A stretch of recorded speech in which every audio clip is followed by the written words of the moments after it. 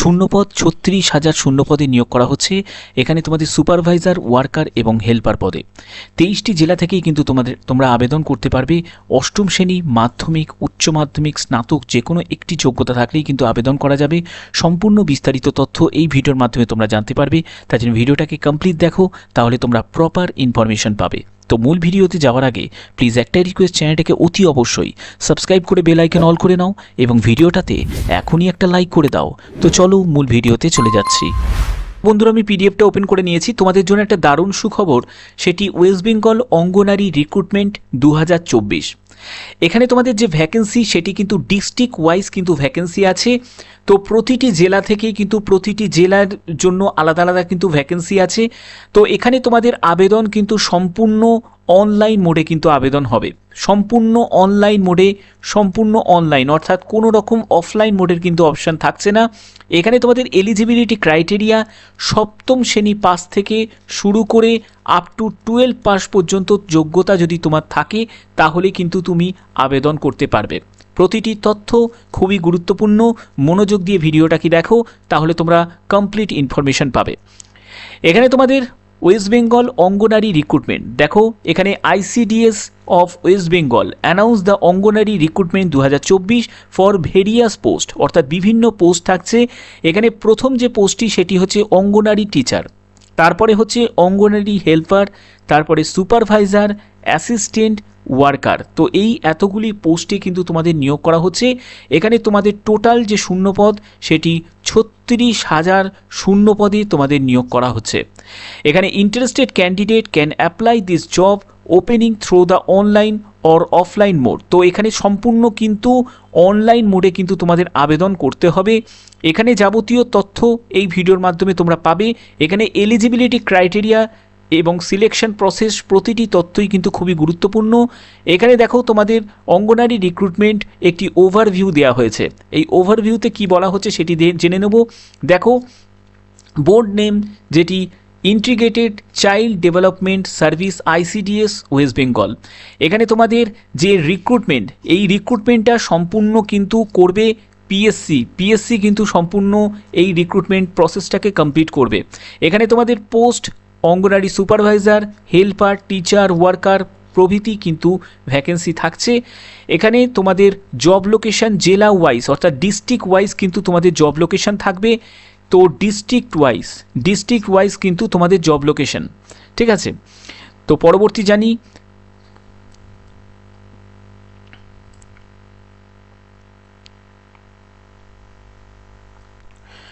তো এখানে দেখো তোমাদের এডুকেশন কোয়ালিফিকেশান কি প্রয়োজন। এডুকেশন কোয়ালিফিকেশান হচ্ছে Anganwadi worker helper job applicant should be pass সপ্তম শ্রেণী, অষ্টম শ্রেণী, 10th পাস আর 12 পাস। অর্থাৎ বুঝতে পারছো বিভিন্ন পোস্টের জন্য বিভিন্ন কিন্তু যোগ্যতা প্রয়োজন। এখানে সর্বনিম্ন যোগ্যতা হচ্ছে সপ্তম শ্রেণী এবং সর্বোচ্চ যোগ্যতা হচ্ছে 12 পাস হচ্ছে যোগ্যতা আছে, ঠিক আছে। এবং যারা যারা গ্র্যাজুয়েশন করেছো, তো আমাকে অনেকে প্রশ্ন করেছিলে যে স্যার আমি গ্র্যাজুয়েশন করেছি, তো সেক্ষেত্রে আমি কি আবেদন করতে পারবো। দেখো, তোমরা যে পোস্টের জন্য আবেদন করতে পারবে সেটি হচ্ছে সুপারভাইজার পোস্টের ক্ষেত্রে দেখো minimum bachelor degree from government approval institute required to apply. অর্থাৎ বুঝতে পারছো সুপারভাইজার পদের জন্য আবেদন করতে গেলে তোমাকে কিন্তু গ্র্যাজুয়েশন যোগ্যতা তোমার প্রয়োজন। যে কোনো শাখায় গ্র্যাজুয়েট হলেই কিন্তু তোমরা আবেদন করতে পারবে। ওকে, আচ্ছা। তো এখানে দেখো পরবর্তী যেটি,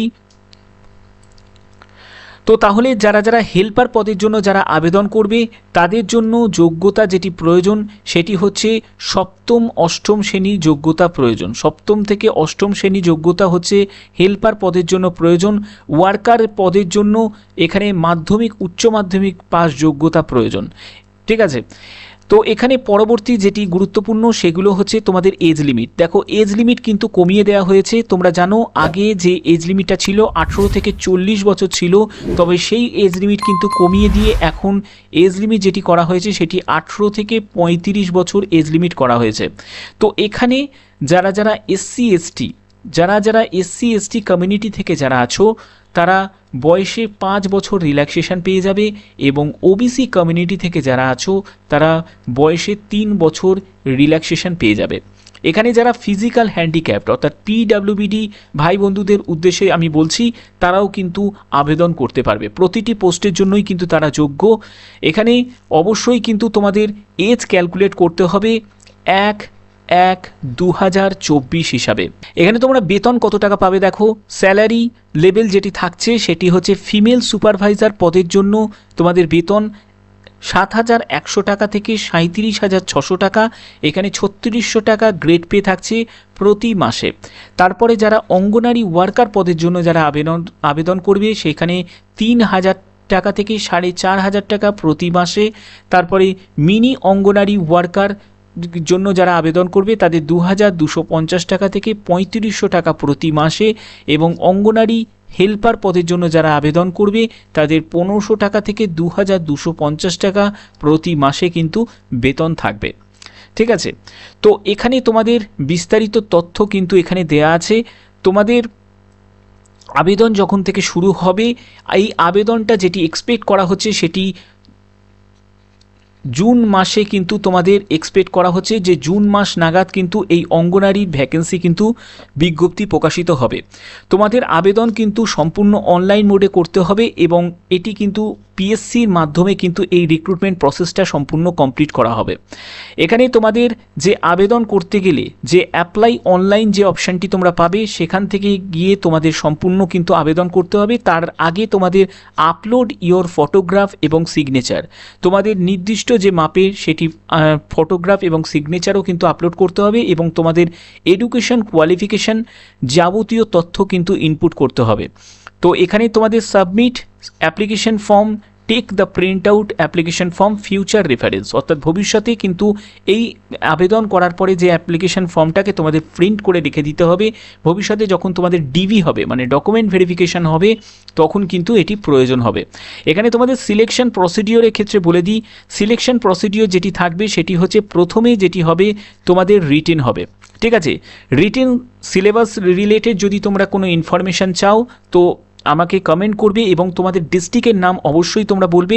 সেই ডিস্ট্রিক্ট ওয়াইজে যখনই তোমাদের ভ্যাকেন্সি রিলেটেড কোনো ইনফরমেশান থাকবে অবশ্যই কিন্তু আমার চ্যানেলের মাধ্যমে আমি জানিয়ে দেবো।